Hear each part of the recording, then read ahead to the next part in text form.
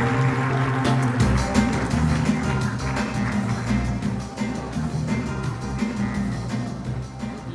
how are you doing?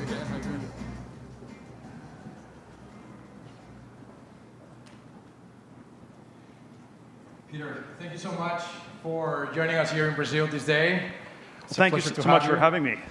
You wanted to begin with a couple of words, so please go ahead. Well, we should make this as much interactive as possible, but there's always a lot of different themes one can talk about in this sort of context, talking about entrepreneurship and how to think about building the future.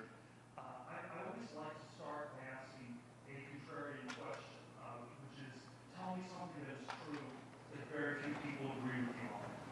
And there's intellectual versions of this question, there are business versions of the question. Business versions are what great companies nobody building. And I want to give a few different answers to that question myself today. One kind of answer in business is that people often say that business is about competition. You want to compete really, really hard. And I've come to believe that it's very often the opposite, that a successful business is one that has almost no competitors. It's so good that it has, in effect, no competition at all. And that a bad business is one that has crazy amounts of competition. And so even though it's not always good for society, from the inside, when you run a business, when you start a company, you want to always aim for monopoly. You want to be doing something that is so much better, so much different from what anybody else in the world is doing. And so I often think of capitalism and competition as opposites. A capitalist is someone who tries to accumulate capital. A world of perfect competition is a world where all the profits are competed away.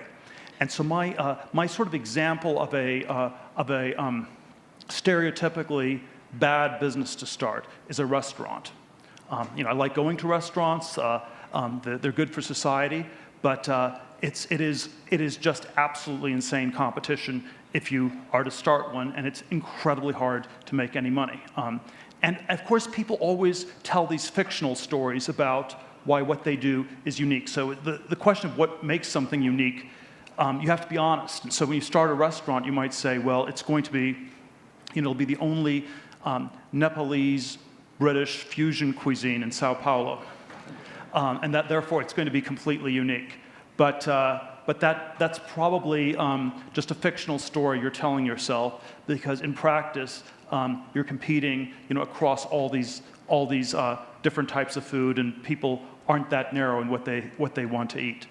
And then I think many of the great businesses that are more monopoly-like, of course, never talk about this either. And so the stereotypical example in the United States I always give is Google, which has a complete monopoly on search, and the way Google as a company talks about it is to always describe themselves as a technology company. So if you're a restaurant, you come up with a market that's fictionally small, Nepalese British fusion cuisine. If you're a monopoly like Google, you will come up with a market that's fictionally large, and so you will describe yourself as a technology company. And then the sort of somewhat dishonest way people at Google talk about it is to then say that technology is this extremely big market, and therefore there's competition everywhere. They're competing with the phone, with Apple on the iPhone, with Microsoft on the operating system, with Amazon on e-commerce. It's just competition everywhere. And in a way, it's telling the government regulators that this is not the monopoly they're looking for, and they should not pay any attention to what Google is doing. And so I think if you realize the sort of political correctness that surrounds the way people talk about business, this theme of fierceness of competition is often understated, and the value of monopoly is also equally understated. And these things are they're sort of more different than people realize. The autobiographical story that I always like to tell is that I grew up in California, and it was sort of hyper-tracked, hyper-competitive. Remember 8th grade, junior high school, one of my friends wrote into my junior high school yearbook, I know you're going to go to Stanford in 4 years. And then 4 years later, I got into sort of the elite Stanford University. I went on to Stanford Law School, and then you ended up and sort of you compete like crazy, you win the competition, and then you get to do the whole thing over again. So you get into a good school, you get into a good law school, and then I ended up in one of the top law firms in New York City, where from the outside everybody wanted to get in, on the inside everybody wanted to get out, I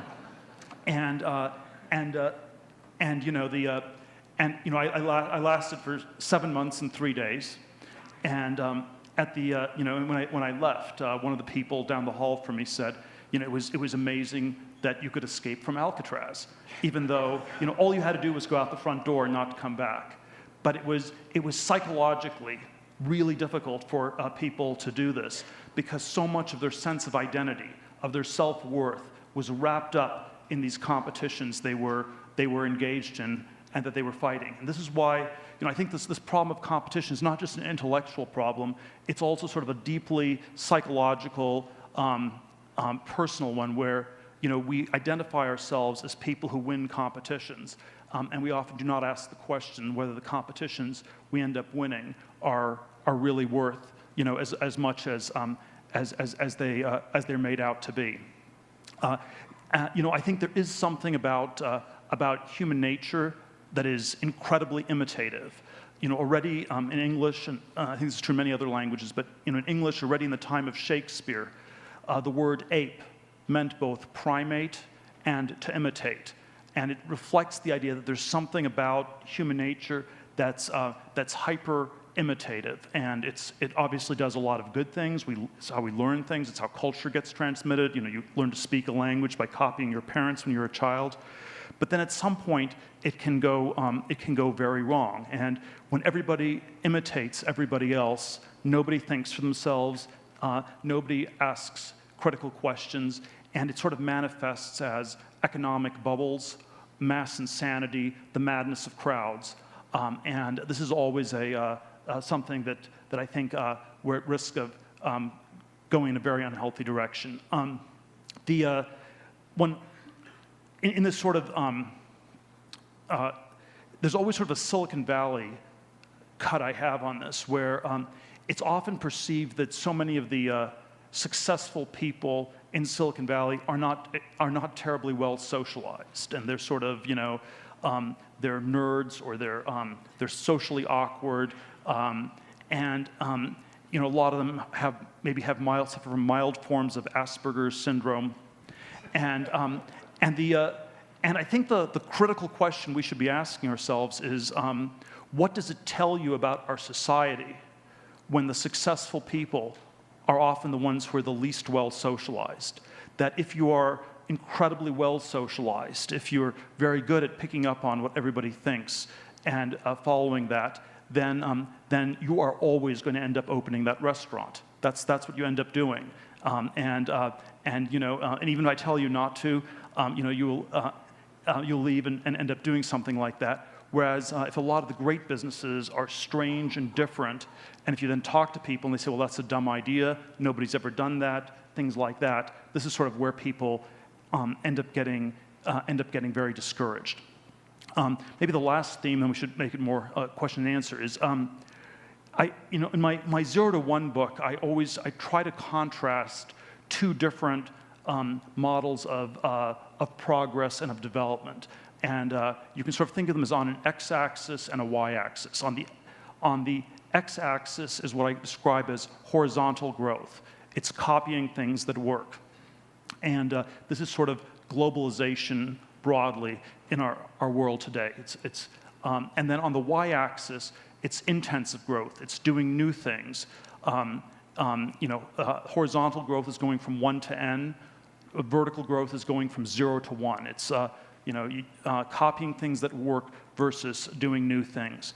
And I think that if we're going to have a successful 21st century on this planet, we need probably both forms of growth. We need both globalization and technology and inventing new things. And there's always a question what the balance between these two should be. My judgment is that over the last 40, 50 years, the globalization theme has been pushed incredibly hard. And what's been neglected is the more intensive, creative, doing new things kind of a theme. I think we are probably at a point where there's some kind of recalibration going on, where the future, it's been recognized that the globalization trend is not actually generating that much growth. And it takes all these different forms. The U.S. form is that you go to the big city, the big global city like New York, and if you do well in New York, you get to take over the world. That's what people tell you. And of course, the truth is much more that in the big city, there's just incredibly intense competition with many different people, and it ends up being quite hard to get ahead. And the sort of contrasting model, over the last decade has been Silicon Valley, which is it's sort of decentralized. It doesn't feel like a big city. It's a place where is more creative and where people are doing new things. And somehow, I think just at the start of this process, but over the last decade, there has been this sort of recalibration from globalization towards technology, from simply copying to also doing some new things. But with that, let's do some question and answers.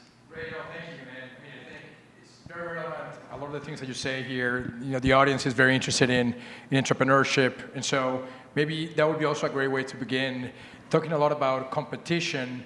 And in the previous panel, I'll talk a little bit about competition here in Brazil, us at Nubank competing with a big oligopoly. Mm-hmm.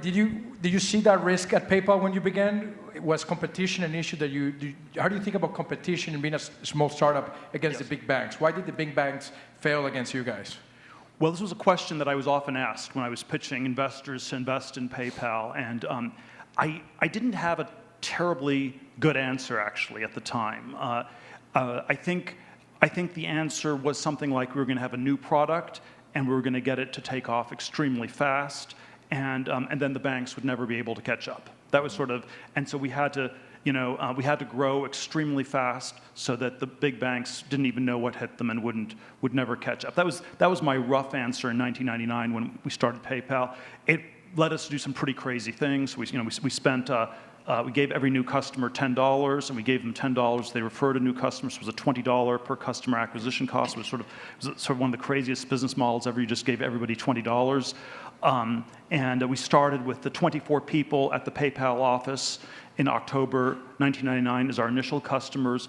And then if you give people $20, it will grow exponentially. And it grew by about 7 to 10% a day, compounding daily. So we're at 1,000 by mid-November, 12,000 by end of 1999, 100,000 by February 3rd, 2000, about 1 million by mid-April 2000. And then we fortunately were able to dial back the bonuses since we were running out of money.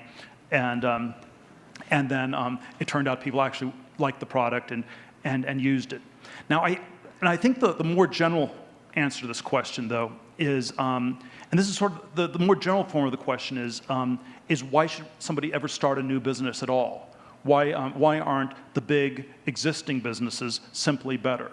Because after all, they have more scale, so the economies of scale. They have more resources. They've been around for a long time. They sort of know a lot of the nuts and bolts of how to operate. And I think the general answer for why you want new businesses, new banks, not just old businesses, old banks, old institutions, is that in old companies, the politics are absolutely catastrophic. And this is my general answer to the question. And it's something people can never be honest about, how bad the politics are. And they are especially toxic for doing anything new. I remember an early PayPal episode, we initially thought we were going to partner with big banks. And we met in September of '99, just before we launched. We managed to meet some of the top people at HSBC, the big Hong Kong British bank in London. And we flew over to London, and the CEO was actually reasonably interested, but then he had sort of assembled 15 of the top executives, and it was this big wood-paneled room, and we had British tea was served, and it was sort of this very friendly conversation. But you realized that it was like you had thrown a big rock in a big lake, and there was going to be a splash, but eventually the waves would die down and nothing would happen. And you know, it was kind of depressing because we flew in all the way to London. We realized nothing was going to happen. My co-founder, Luke Nosek, at the time was on a calorie restriction diet where he tried not to eat any calories to live longer. But he was so depressed that we went to the only Haagen-Dazs ice cream store in London and ate a lot of ice cream. But we spent the whole time then talking about, you know, how ridiculous it was and how bad these big companies were. And so we concluded we had to market directly to consumers. We had to figure out some end run. And I think it turned out the politics were toxic. And so even though they slowly responded, they were years behind us. And if you have anything that grows exponentially, even if someone copies you a year or 2 years later, it's often simply too late. Yeah, and changing that culture tends to be a massive enterprise in Yes. any case. So the other big theme, I think, today is government and government regulation. And obviously, government tends to, a lot of the times, incentivize and protect the status quo. How did it work? What was in your case at PayPal? How do you see the startup's ability to fight the existing government regulation and that inertia that a lot of the times government officials have? Well, it's always a big challenge because certainly in the United States, perhaps even more in Brazil, there often are all these ways that government regulations are set up to help existing big companies and make it much harder for new businesses to get started. One of the ways that I thought about it in 2000, 2001, as we were getting started, was that we were in a race between technology and politics, and that as long as we had to sort of simply overwhelm the system, and if you could get enough people using your product, that would actually make it very hard to regulate. So it was a bit of a gray zone. It was this new payment system, and there were no clear regulations on it. But once you had millions of customers, it became quite difficult to shut the product down. There's sort of various points we had a lot of scrutiny. When I took the company public in 2002. You get a lot of scrutiny by the Securities Exchange Commission as you take a company public, and a lot of regulatory questions came up in that context. And there were various states that, and so in the middle of one state, Louisiana, which is one of the more corrupt states in the United States, said that that if we were doing illegal banking, we had to stop, and this almost stopped the whole IPO.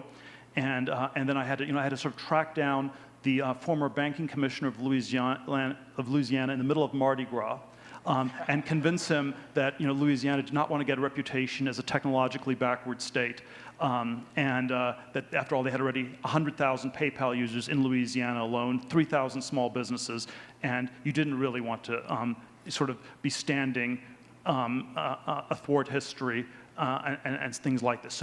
So I think if you have a technology that's powerful enough, that's always a good thing. There are many other things I could say. One detail that I always have come to believe is quite important in business is the name of a company. So it's sort of a very simple thing, but PayPal's a good name. It's the friend that helps you pay. Nubank is a good name. It's certainly better than Old Bank. It's sort of a good, healthy contrast. And then there are companies that had bad names. The one that I always give as an example of a company that had a bad name in the U.S. was Napster, the music sharing site of the early 2000s. And so, nap, you nap some music. If you're a kidnapper, you kidnap a child. And so if you have a name like Napster, that encouraged the government to come after you much more. If you had a name like PayPal or Nubank, I think that's at the margin surprisingly helpful. No, in Portuguese also means, besides the new, it also means naked. So no fees, transparency, simplicity. You don't need that big infrastructure to actually do the service. So that's something that I think consumers have also gotten to like a lot. So you talked about the race between technology and politics, and kind of fast forwarding to today, you also talked a lot publicly about cryptocurrency. Would you say that cryptocurrency today is set to solve the aim that you had at PayPal initially, the original mission? Well, we certainly had these early ideas that we were going to create a whole new currency for the world. We were very interested in a lot of the cryptographic, financial cryptography things going on already in the late 90s. I know we went to this financial crypto conference in Anguilla. It's an annual conference, and this was in early 2000. And I think there was about a 50% chance that Satoshi, whoever that is, was at that conference. And so we were very interested in this idea. We had no idea how to actually bring it about, and certainly something like Bitcoin was not remotely in the zone that we're thinking about. So I can't feel jealous or envious of Bitcoin in any way, since it's something that I would have never been able to think of or do, and it was not really in the cards. But yes, I think there is always something very powerful about and very charismatic about new forms of payments, new financial services. There's something about money that's very powerful. It's very mysterious. It's not really clear what it is.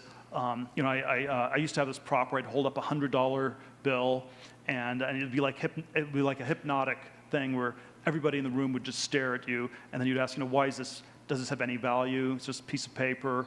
And it's against a network effect. Maybe it's a mass illusion, or it's something real. And so if you can change something like that, that's always incredibly powerful, incredibly intense. And so I do think the Bitcoin cryptocurrency phenomenon is quite important because it taps into all these very important kinds of questions, and then it points to something a little bit bigger in terms of, there's always this question what the future of the computer age will be. Do computers, will they lead to a more centralized world or to a more decentralized world? And if you think about the history of technology, we've had a lot of different versions. In the 1960s, people thought that the future would be just a few giant computers that would run the planet. There was sort of early Star Trek episode where there was a planet that had been run for 8,000 years by a computer that somebody had built, and people were sort of docile and happy, but nothing new ever happened. And as usual, they sort of violate the prime directive, and they blow up the computer, and then the people history sort of starts anew. But that was sort of the future people thought in the 1960s. I would say in the 1990s, the pendulum had shifted towards much more decentralization, that computer technology would result in a much more decentralized world over time. And in some ways, over the last 20 years, I want to say the perception is back to the late 1960s, that somehow the computer age will lead to more centralization, giant computers, giant companies, giant governments that sort of control an extraordinary amount of information that perhaps know more about us than we know about ourselves, or something like that. But I think if we sort of think about the history and how much the pendulum has swung back and forth, there's nothing absolute about this centralization story. And so the contrast I always like to set up with cryptocurrencies is artificial intelligence versus cryptocurrency. So if you want to frame this in political terms, if crypto is a libertarian technology, then AI is a communist technology, because artificial intelligence is primarily a way for governments to monitor their populations, much more intensely. And so, communist China loves AI and dislikes crypto, and this is just a reflection of this divide. And we're in a world today where the buzzword of the day is much more AI than crypto, and it's because the bias is towards extreme centralization. And I think again, my contrarian bias would be to bet a little bit more on the decentralization side, on a world in which there will be things will be less centralized, less globalized. Less of a surveillance state, a little bit more privacy. I think that's what I would bet on over the next decade or two.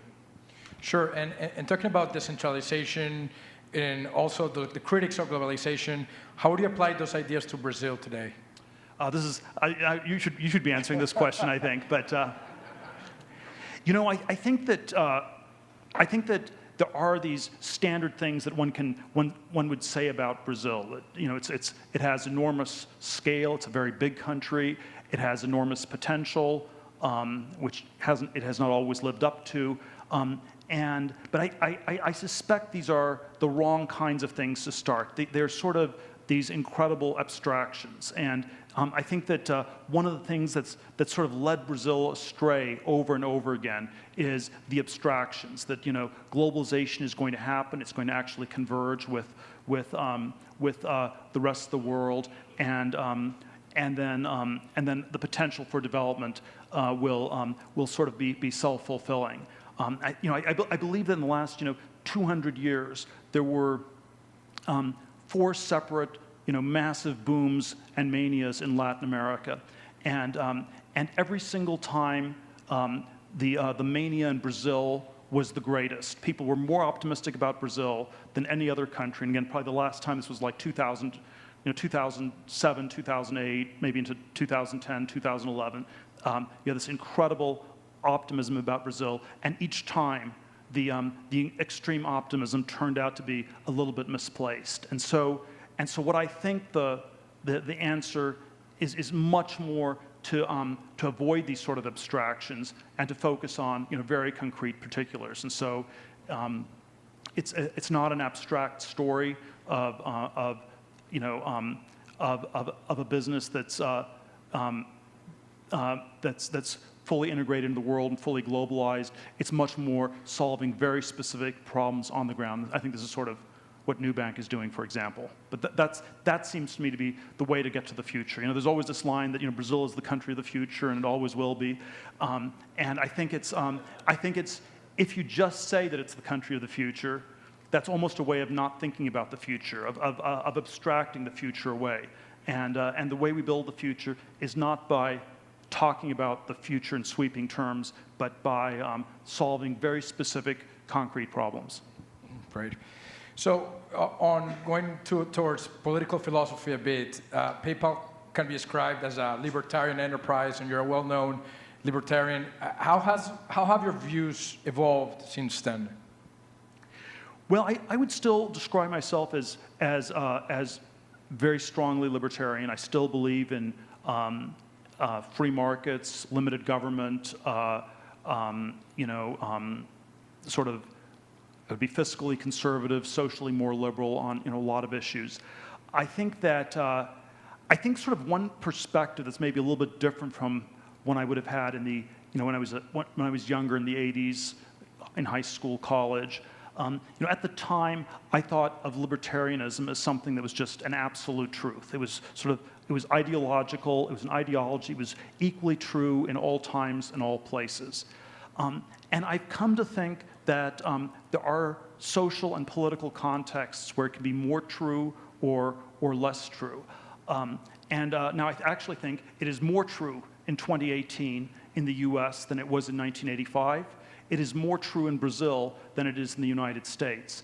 And one way to think of the truth of libertarianism in a contextual way is that the contrast is always with the degree of corruption of the government. And so if you have a government that's not corrupt at all, where everything works and everybody is honest, then perhaps the libertarianism will be less true in that sort of society. Now, so I think Germany or Sweden are not very libertarian, and there's sort of an argument that things roughly work. Now we can debate how well they work, but they do work better than in a lot of places. The US is a place where the government and political institutions have become a lot less functional, a lot more corrupt over the course of the last 50 or 60 years. So in the 1950s in the United States, libertarian was something that was a very fringe thing because people saw government institutions as basically working. The public schools worked, the military was able to build an atom bomb in 3.5 years. It sort of looked like, or they could send somebody to the moon. There was sort of, the institutions kind of worked. And then I think libertarianism has gained ground in the US over the last 40 to 50 years as these institutions have not worked. And so in a way, I might prefer to live in a world where libertarianism would not be needed, but I think the reality is that it is more needed than ever. Yeah, No, makes a ton of sense. And talking about politics, I must ask, why did you support Donald Trump, and what do you think about his administration? Oh, this is way above my. These questions are above my pay grade here. I think that the greatest problem in politics is always the problem of political correctness. It is the idea that there are certain things that cannot be articulated, that cannot be said, and I think that with all the flaws, all the challenges the Trump administration has had, I believe it was incredibly important to articulate certain things about how political institutions, our society, was not working as well as it was before, and this was a very important and healthy corrective. And I fully understand why people think of President Trump as rude or a mean person or things like that, but I think it's often that's often still better than sort of telling beautiful lies about the ways our country is working. And the political class in the U.S. If you I got to meet a lot of the people who are running for president in the U.S. on the Republican side in 2016, and they all felt like zombies. They couldn't say anything that was different. It was all these sort of programmed ideological sound bites. And it was like you could not have a conversation with these people. There was no thinking going on. It was like these, wind-up dolls that, and some of them were smart, some were dumb. Didn't matter. They were all, all zombies. And so I think it is a very, very healthy corrective to that. Great. Thanks for answering that question. So a lot of people think, Trump is scary, North Korea is scary, climate change. There seems to be a fair amount of anxiety today. Do you think people worry too much, or what do you think we should be worried about?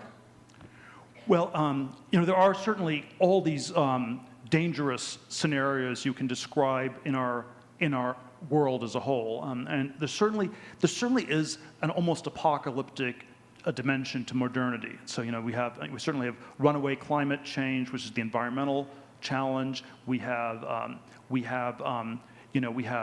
have nuclear weapons, which can destroy the whole world. That it doesn't seem entirely safe as more and more countries get these weapons. You have certain kinds of dystopian technologies where if we got a bad form of AI, it would kill everybody or be sort of a totalitarian dictator, or you could have nanotechnology or biological weapons. So there are all these sort of very scary apocalyptic scenarios. The one that I always like to contrast with, and we can sort of debate, all these different ones, and are you more worried about nuclear weapons or climate change or the AI that's going to kill everybody? So we can sort of debate all of these. The one that I always like to suggest as another dangerous scenario is that we're so scared of technology that we don't do anything new. And so I do not think that we will have a successful, peaceful, great 21st century if we have total stasis. If we don't do new things, increase the GDP, increase productivity, increase living standards for people throughout the world. And so sort of the semi-apocalyptic scenario that I always like to contrast is one in which nothing new happens, nothing changes, and that ends up becoming a zero-sum world in which you only win by taking things from other people, and I suspect that at the end of the day, that will not be a sustainable or desirable world to live in. And so I think that even though we have a lot of fears about the future, we also have to face the reality that if we're going to have a good future, it will look different from the present, and we have to find ways to get through to that much better place. And talking about that future, one of the technologies that people are starting to talk about in Silicon Valley is immortality. It still sounds a bit, obviously, science fiction.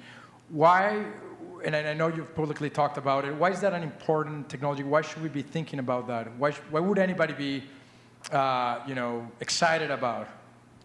Well, again, it's a broad sweeping, immortality is a fairly broad sweeping thing. I always like to break it down a little bit more into, shouldn't we just have cures for more diseases? So should we have, we've been fighting a war on cancer in the United States since the Nixon administration. We've made only modest progress. Alzheimer's, dementia are very serious diseases where we've made no progress at all in 40 or 50 years. And so I think that I think biotech, healthcare innovation is an incredibly important vector for progress. It's always amazing to me how scandalous this is when I point this out to people, and how scandalous it is that one should want to live longer. You're not allowed to say you want to live forever, but even saying that you want to live to 100, 120, 150 is somehow absolutely scandalous. And I think it's because somehow we've come to accept our mortality. And I think the way people deal with mortality psychologically is they have one of two ways of dealing with it. You either are, there's a very optimistic way, which is you're in denial.